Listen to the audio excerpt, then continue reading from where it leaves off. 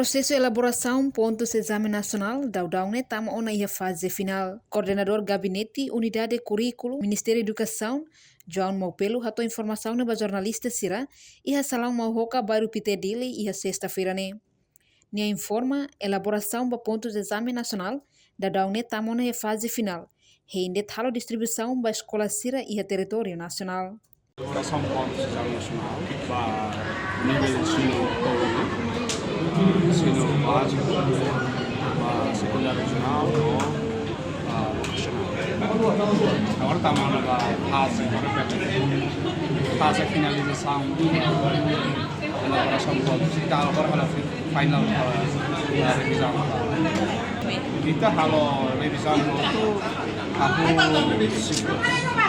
aku dia 8 kalau preparação da impressão de pontos. 40 dias. Aku dia 8 para 17 de outubro. Para ensino básico e a disciplina NEN.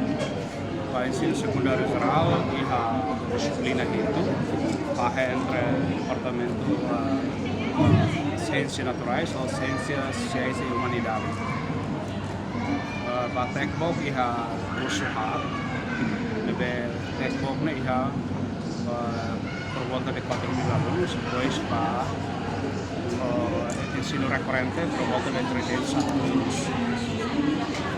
Recorrente vai equivalência ensino básico. Então, ciência de educação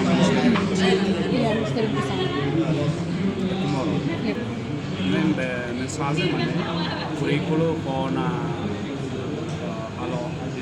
a informação da escola cedo, os alunos se preparam, a escola sudah distribuir na matrix disiplina serbutu nebe tamu baixa nasional nebe terlihat kata kolega sira escola, kolega municipal sira, manorin sira durante ne com a lição relevante ba dengan uang sira baseia ba